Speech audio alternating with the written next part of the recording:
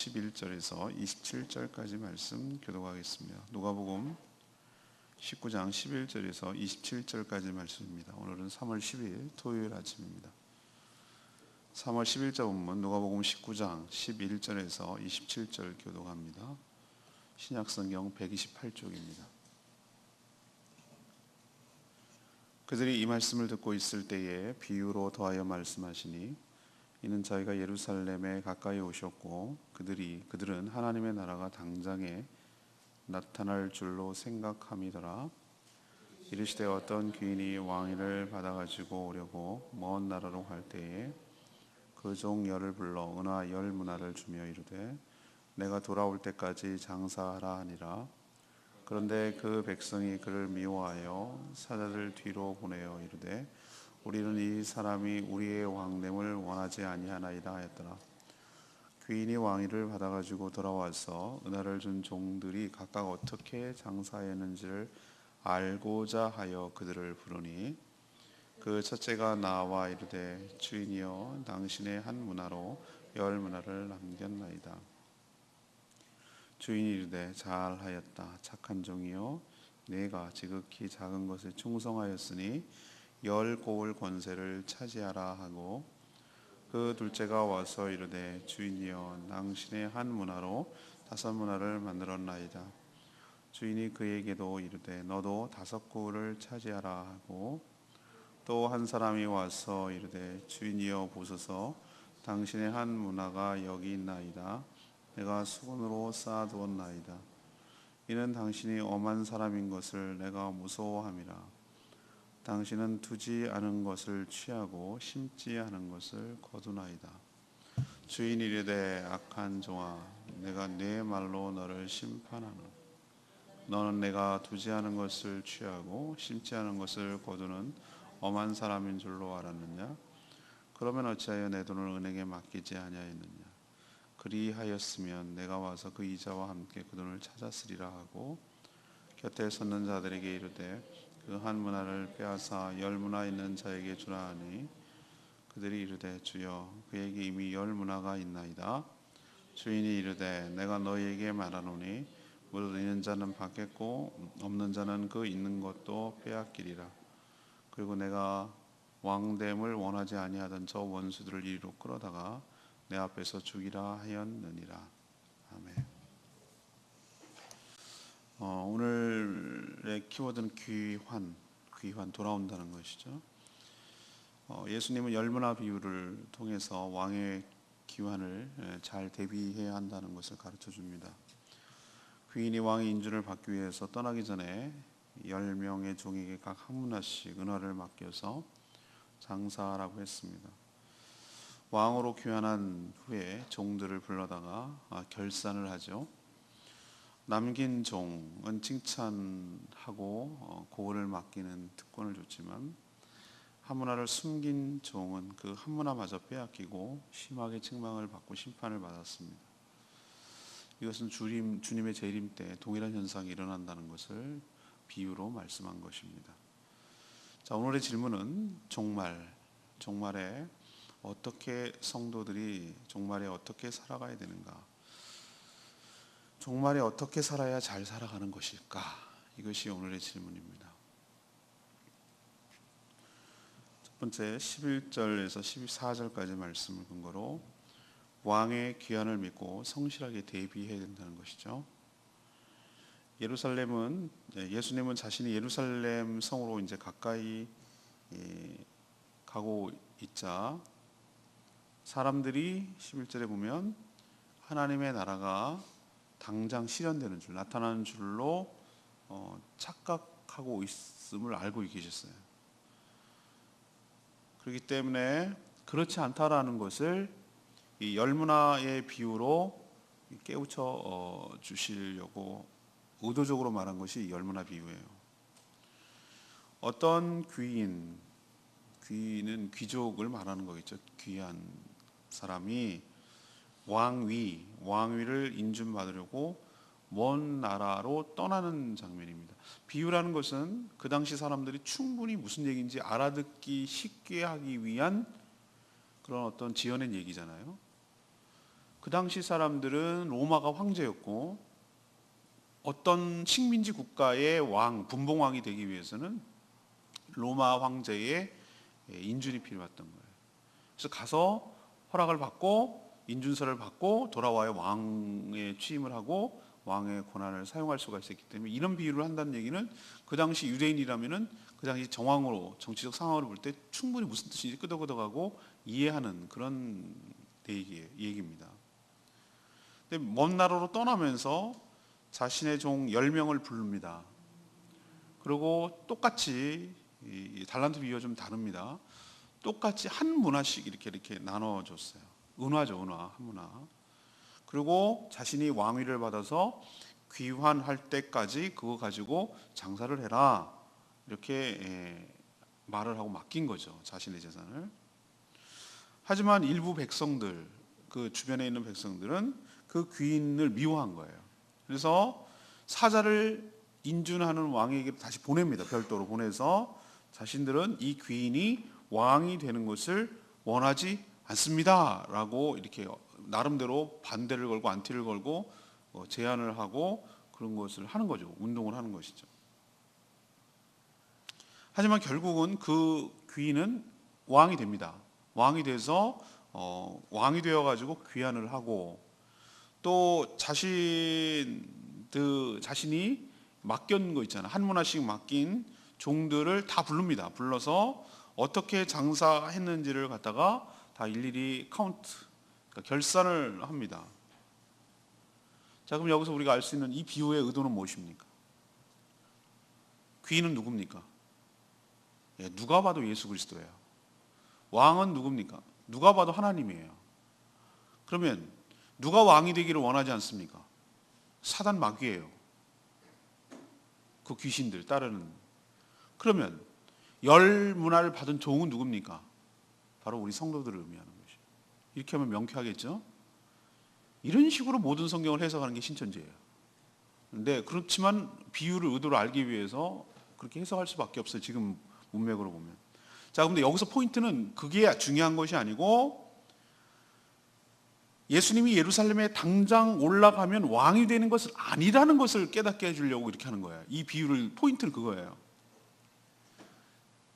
예수님이 당장 왕이 되는 건 아니고 어디를 떠나야 된답니까? 왕의 그 인준을 받기 위해서 먼 나라로 떠났다가 다시 돌아와야 된다는 것을 의미하는 거예요. 그러니까 지금 당장 왕이 되는 것은 아니고 이것을 뭐까지 염두에 두냐면은 십자가의 죽으심과 부활과 승천과 재림을 염두에 두고 하시는 말씀이에요. 그럼 먼 나라로 갔다가 다시 왕으로 온다는 얘기는 무엇인가? 예수님께서 십자가에 죽으시고 부활하시고 승천하시고 재림하실 때 그 사이, 초림과 재림 그 사이가 기간이 있다는, 공백이 있다는 거예요. 당장 왕이 되는 건 아니라는 거예요. 물론 왕이시지만 이 비유를 그걸 들어서 당장은 아니라는 의도를 설명을 해주려고 이 비유를 드는 것이죠. 또 하나 알아야 될 것은 예수 그리스도가 왕이 되는 것을 미워하는 자들, 싫어하는 자들이 아무리 방해를 놔도 결국은 예수 그리스도께서 왕이 되셔서 다시 오신다. 그것도 반드시 오신다. 라는 것을 너희들이 깨달으라는 것이죠. 그러니 주변에서 뭐라고 하든, 주변에서 방해를 하든, 그리고 오긴 뭘 와 이렇게 의심을 하고 안 온다니까 라고 그렇게 불신을 하는 말을 하더라도 개의치 말고 반드시 예수님이 왕으로서 다시 귀환한다는 사실을 기억하고 믿고 대비하며 사는 것이 현명한 삶인 줄로 믿습니다. 지금이 딱 그런 거예요. 지금 상황이 딱 그렇잖아요. 예수 그리스도를 왕으로 싫어해요. 왕이 되는 거를. 왕으로 인정하고 싶지도 않고요. 그런 분위기 속에서 우리가 살아가고 있어요. 근데 우리는 한 문화씩을 맡았어요. 우리도 막 흔들려요. 정말 언제 올까? 오기는 오는 걸까? 뭐 이렇게 의심하고 죽은 다음에 오긴 와? 뭐 이런 식으로 우리도 얼마나 흔들리는지 몰라요. 근데 오늘 이 말씀을 듣고 첫 번째 분명히 알아야 될 것은 예수님이 왕으로서 이번엔 아기로 오는 게 아니에요. 우리가 성탄절에 아기로 얘기하시지만 다음에 오실 때는 번개가 치듯이 누구나 다 알아볼 수 있을 정도로 오시고 구름 타고 오시는데 이번에는 영광스러운 모습으로, 왕의 모습으로, 심판주의 모습으로 우리에게 나타나게 될 줄로 믿습니다. 지금 가는 건 귀인으로 출발하지만 다시 재림할 때는 왕으로 오신다는 뜻이에요. 그리고 반드시 오신다. 그리고 우리에게 맡겨진 그 한문화라는 것은 우리에게 기회예요. 하나님의 사명이기도 하고 축복이기도 해요. 그게 다 연결되는 말인데 그 한문화는 그걸 상징하는 거예요. 그것을 어떻게 했는지를 결산하러 반드시 오신다라는 것을 우리가 기억하고 잘 대비할 때 종말을 현명하게 살아가는 성도인 줄로 믿습니다. 두 번째 얘기는 15절에서 19절 말씀, 왕의 평가를 의식해서 책임을 다해야 된다는 거예요. 자, 귀인이 먼 나라로 가면서 맡긴 한문화, 은화는 당시 화폐 가치로 볼 때 달란트 비율랑은 좀 달라요. 6천일치 임금인데 한 달란트는, 여기서는 한 문화는 100일치 임금이에요. 100일치 일당. 그러니까 100일치면은 석 달 열흘 정도 되니까 하루에 얼마씩 잡습니까? 10만 원씩 잡으면은 한 1,000만 원 정도? 1,000만 원 정도. 없는 사람한테 1,000만 원도 큰 돈이지만 사업을 하기엔 좀 작은 돈이에요. 그렇게 큰 돈은 아니에요. 100일치 임금 정도 되니까. 그러니까 달란트 비유와 비슷한 것 같으면서도 좀 달라요. 뭐가 다르죠? 달란트 비유는 차등을 줬어요. 여기는 근데 똑같이 줬어요. 그렇지만 결과에 따라서 차등된 상급을 줬어요. 달란트 비유랑 다르죠? 달란트 비유는 차등된 재능을 줬어요. 근데 결과는 똑같이 줬어요. 똑같았어요. 여기는 똑같이 줬어요. 결과에 따라 차등된 상급이 있다는 거예요. 자, 귀인은 왕위를 받아서 와가지고 종들을 모두 부릅니다. 그리고 결산합니다. 첫째가 나왔습니다. 한 문화를 가지고 10문화를 남겼습니다. 엄청난 수익입니다. 우리가 무슨 사업을 해가지고 10배를 받겠습니까? 대기업들 저렇게 후려치고 뭐하고 하도급하고 뭐 밑에 쪼고 해가지고 해서 100원어치 팔면은 10원도 못 수익을 생긴다는 거 아니에요. 100원어치 팔면 10원이 뭐야? 그렇게 수익 나기가 어려워요. 근데 이 사람은 얼마나 수완이 좋고 얼마나 잘했으면은 10배를 남겼어. 한 문화 갖고 10문화를 남겼어. 둘째가 나옵니다. 5문화를 이번에 남겼다고 보고를 합니다. 왕은 어떻습니까? 왕으로 온 귀인은 둘 다 착한 종이라고 칭찬하셨어요. 그리고 뭐라고 표현합니까? 지극히 작은 것에 충성하였다고 그랬어요. 좀 실감이 나요. 달란트 비유보다 지극히 작은 것이라고. 한 문화는 100일치 임금이니까 어떻게 보면은 그렇게 큰 돈은 아니잖아요. 그죠? 작은 것에 네가 충성을 했다는 거예요.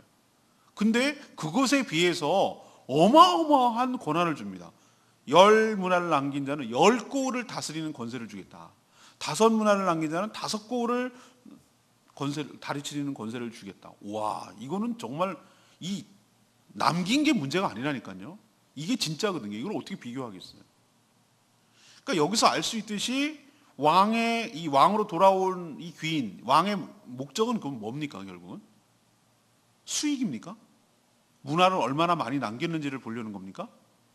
아니에요. 그 문화까지 다 줬다니까요. 나중에 보시면 알겠지만 빼앗아가지고 이미 있나이다. 10문화가 있나이다. 이미 10문화가 있는데 그 한 문화 가진 사람을 빼앗아가지고 준단 말입니까? 그 뜻이잖아요. 근데 아니다. 있는 자는 더 많이 받겠고 없는 자는 더 빼앗기리라고 그랬어요. 그러니까 왕의 포인트는 뭐냐면, 왕의 관점은 문화를 얼마나 많이 남기냐, 내 재산을 얼마나 많이 불렸냐라는 데 포인트가 있는 게 아니에요. 거기에 목적이 있는 게 아니었다고, 처음부터. 이제 이해되십니까? 천하만물이 다 하나님 건데 뭘 그걸 얼마나 더 남긴들, 그게 무슨 의미가 있겠어요, 하나님께서? 그럼 뭘 관점을, 주안점을 가느냐?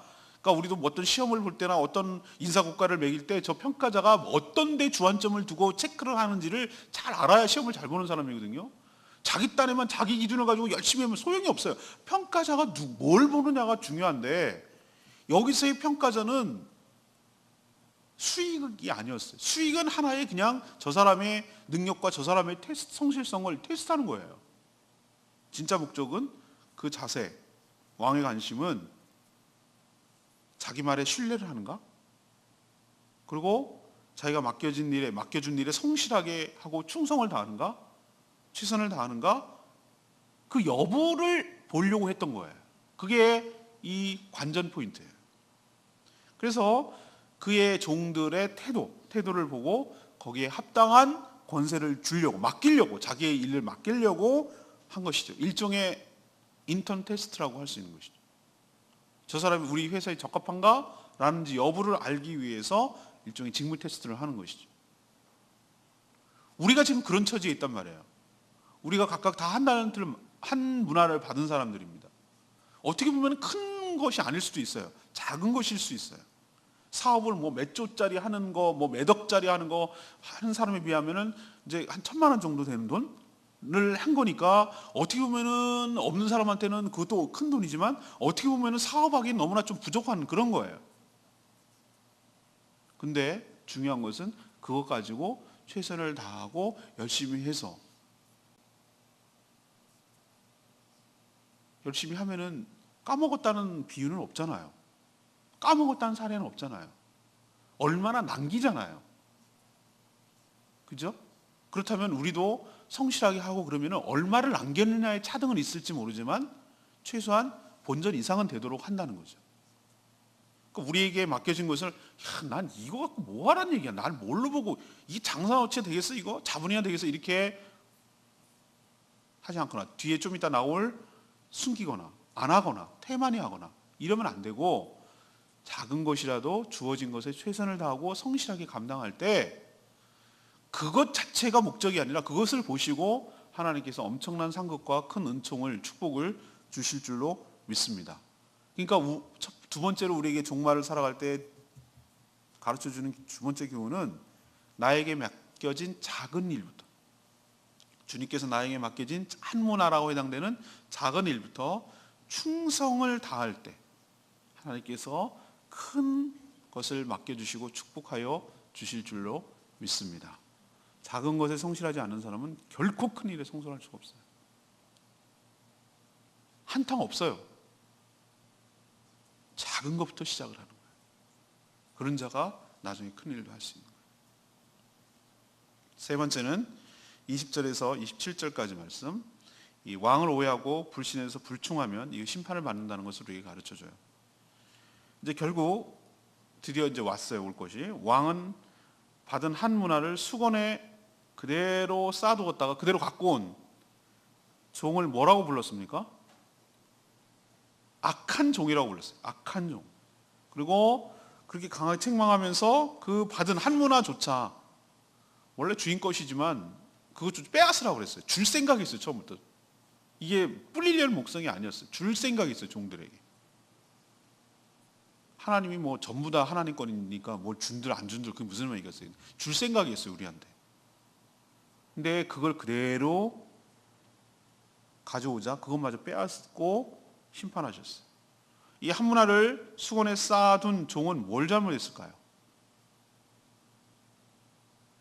본전 갖고 왔는데 잃어버리지 않았는데 저는 그의 결정적 잘못이 뭘까라고 오늘 말씀을 보니까 자신의 주인을 제대로 몰라본 것이 큰 미스예요. 그는 왕으로 올 귀인, 주인을 어떤 사람으로 알았습니까? 자기 말로 고백을 하잖아요. 네 말로 심판하겠다고 했으니까 엄한 사람, 주인을 오해한 거예요. 제가 보니까 엄한 사람 같지 않은데 어떻게 보면 엄하게 있어요. 잘못한 사람에게 있어는 엄할 수 있어요. 근데 그 나머지 종들이 하는 거 보면 엄하지 않아요. 엄하면 그렇게 하겠어요? 알았어, 잘했어. 갖고 왔다. 회수. 이렇게 하겠죠. 종이니까 뭘 줄 이유가 있어요. 내 거였는데 원래. 그래 수고했어. 반 문화만 가져. 이 정도만 해도 고맙잖아요. 그죠? 근데 엄하지 않다는 걸 알 수 있잖아요. 자비하잖아요. 또 하나 이 사람이 결정적으로 오해한 거. 두지 않는 것을 취하고 심지 않은 것을 거두려는. 두지 않은 것을 취하고 심지 않은 것을 거두. 이게 악한 사람, 이게 악한 주인 아니에요? 두지 않은 것을 거두고 심지 않은 것을 취하고 심지 않은 것을 거두고 두지 않은 것을 취하고. 이게 도둑이지 도둑. 그죠? 투자도 안 하고 날로 먹으려 한다 이거예요. 이런 주인으로 알았다. 악한 주인이라고 인식했다. 이게 이 종의 결정적인 미스예요. 그래서 장사를 하다가 이 한 문화마저 까먹을까봐 두려워서 그대로 묵혀뒀다. 그 얘기거든요, 지금. 그걸 합리화하는 거거든요. 하지만 다른 종들에게 주인이 하는 것을 보면 그의 생각은 엄청난 오해이며 착각임을 알 수 있어요. 주인도 와서 그러잖아요. 야, 내가 정말로 너가 말하듯이 그런 악한 사람이었다면 내가 너한테 왜 맡겼겠냐. 그게 돈이 목적이었다면 내가 왜 그렇게 했겠냐.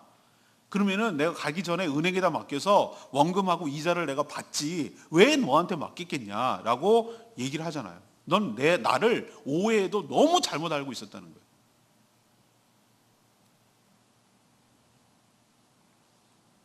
주인은 가면서 종들에게 일종의 기회를 준 거예요.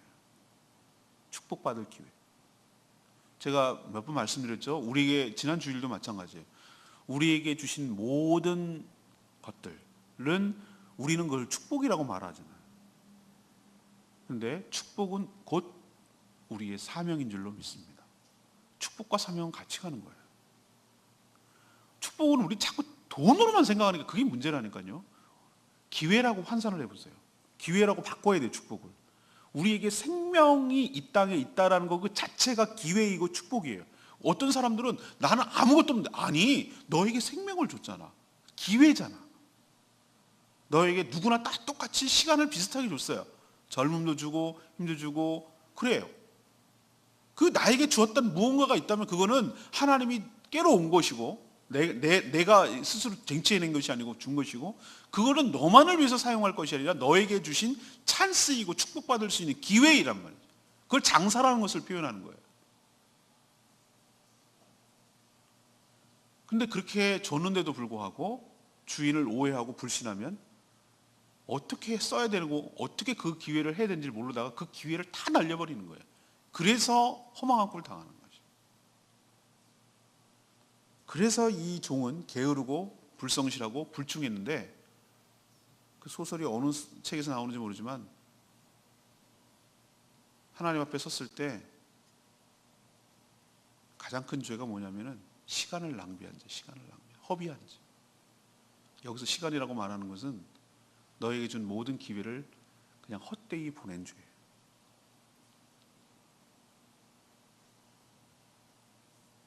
기회를 허비하고 그래서 게으르고 불성실하고 불충하게 살아가는 것, 이것이야말로 심판의 대상이 되고 큰 죄이며 악한 것임을 기억하기는, 그래서 이렇게 살지 않는 저와 여러분 되기를 소망합니다. 오늘 내 말씀이 26, 27절 말씀. 무릇 있는 자는 받겠고 없는 자는 그 있는 것도 빼앗기리라. 왕됨을 원하지 않는 저 원수들 이리로 끌어다가 내 앞에서 죽이라 하였느니라. 지금도 수많은 불신 속에 살아갑니다. 우선 예수님이 정말로 왕이 될까? 그리고 또 돌아올까? 그렇게 의심을 해요. 지금도 수많은 자들이. 그리고 왕이 되는 것을, 이 의심 속에는 뭐가 깔려 있냐면은 왕이 되는 것을 원하지 않아요. 그런 자들이 얼마나 많은, 사단과 귀신들을 따르는 자들이 얼마나 많은지 모릅니다. 그리고 또 많은 사람의 경우 한 문화를 아주 너무 하찮게 여깁니다. 하찮게. 여전히 예수님이 왕이 되기를 거부하는 시대에 우리는 지금 살고 있어요. 이런 난관을 믿음으로 돌파하고 주님이 왕으로 다시 오실 것을 확신하고, 그래서 내 인생의 결산을 대비하고 준비하며 살아가는 것이 현명한 태도일 줄로 압니다. 왕이신 예수님 앞에 불려가서 내 인생을 결산할 날이 반드시 올 줄로 압니다. 그러니 나에게 맡겨진 작은 일부터 성실하게 충성을 다해 잘 감당해야 될 그럴 필요가 있는 줄로 압니다. 하나님께서는 우리의 결과도 유심히 보시지만 그 결과 속에 우리에게 보인, 우리에게 있는 태도, 우리의 자세, 우리의 중심을 더 유심히 보신다는 거 기억하시고, 여러분의 맡겨진 여러 가지 사명들 끝까지 충성스럽게 성실하게 잘 감당해내는 저와 여러분 되기를 소망합니다. 오늘 말씀 붙들고 기도하기 전에 463장 찬양집 463장 부르고 기도하겠습니다.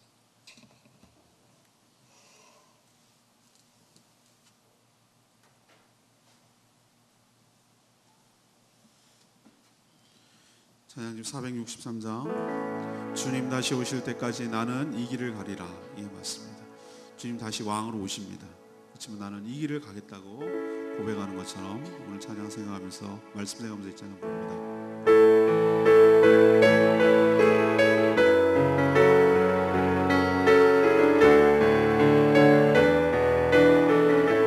주님 다시 오실 때까지 주님 다시 오실 때까지 나는 이 길을 가리라.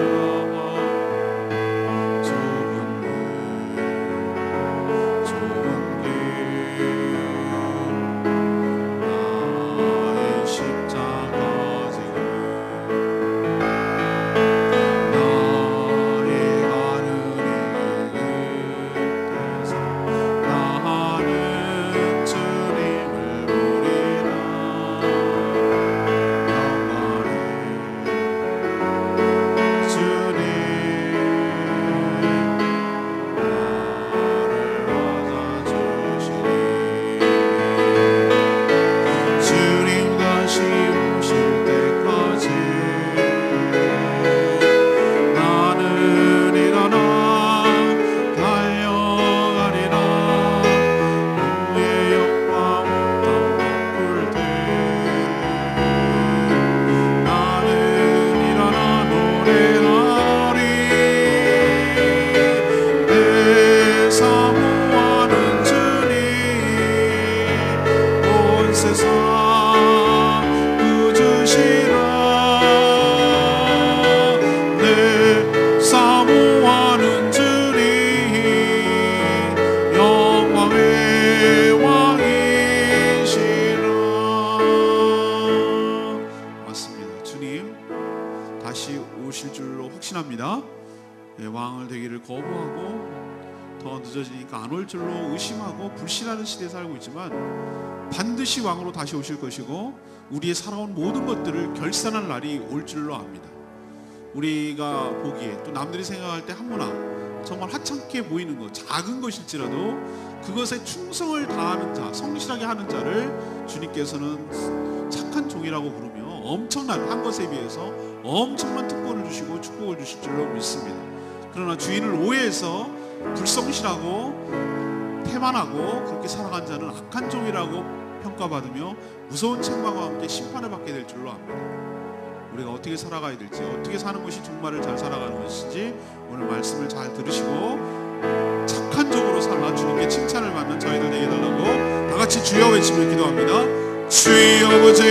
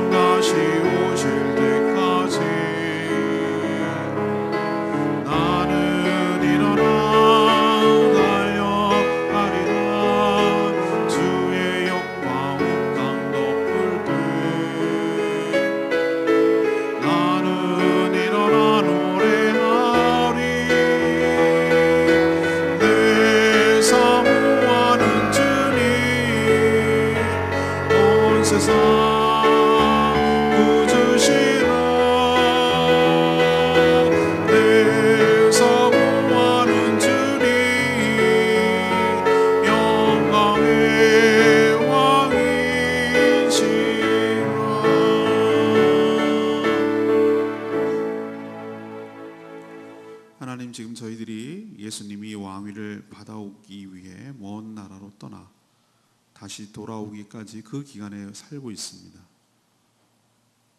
또 종에게 불러 한 문화를 맡겨주신 것처럼 저희에게 작은 것이지만 주님께서 그 사명을 맡겨주시고 기회를 주셨습니다. 지금도 여러 의심과 불신이 난무하는 시대에 살고 있습니다. 그러나 왕으로 오실 예수님을 제대로 저희들이 알게 하여 주시고 대비하게 하여 주시옵소서. 예수 그리스도께서 우리의 왕이신데 우리의 결과물은 무섭고 두려운 주인이 아니라 우리에게 더 큰 것을 주시기 위해 기회를 주신 좋은 분임을 알게 하여 주시옵소서. 맡겨주신 것들을 하찮게 여기지 않게 하시고 최선을 다해 성실하게 잘 감당하게 하여 주시옵소서. 칭찬과 함께 더 큰 것을 맡겨주실 것을 기대하고 바라보면서 오늘도 저에게 맡겨주신 사명 온전히 감당하는 복된 하루 되게 하여 주시옵소서. 오늘도 하나님께 간구하고 기도합니다. 주님께서 들어응답하여 주시고 주일을 준비하는 모든 손길들 복되게 하시며 사랑하는 모든 성도들이 주일을 사모하며 예배를 준비해서 드릴 수 있게 하여 주시옵소서. 예물과 시간과 몸과 정성과 마음을 다 모아서 우리의 삶을 제물로 하나님께 올려드리는 복된 예배, 하나님의 임재와 하나님의 축복이 넘쳐나는 예배 되게 하여 주시옵소서. 또한 오늘부터 일본 선교 연구회 분들이 저희 교회 방문하는데 또 잘 협력하며 또 섬기며 돕고 그래서 함께 전 열방을 특별히 일본을 향한 그들의 마음과 선교 헌신을 주님께서 받아주시고 저들도 하나님을 사랑하며 변화하는 날이 오게 될 줄로 믿고 믿음으로 선교하는 저희 교회 되게 하여 주시옵소서. 지금 가정교회 평신도 세미나에 참여하고 있는 김종성 박지 성도님 가정을 축복하시고 잘 훈련받아서 훌륭한 목자로 세워지도록 주님 복 내려 주시옵소서. 오늘도 주님 은혜 가운데 살기를 원합니다. 주님 축복하시고 기쁜 마음을 헌신케 하여 주시고 맡겨진 사명들 잘 감당하는 하루 되게 하여 주시옵소서. 작은 일에 충성하는 저희들 되게 하여 주시기를 원하고 예수 그리스도의 이름으로 축복하며 기도합니다. 아멘. 오늘날도 주님의 은혜로 살아가는 복된 하루 되기를 축복합니다. 충분히 기도하겠습니다.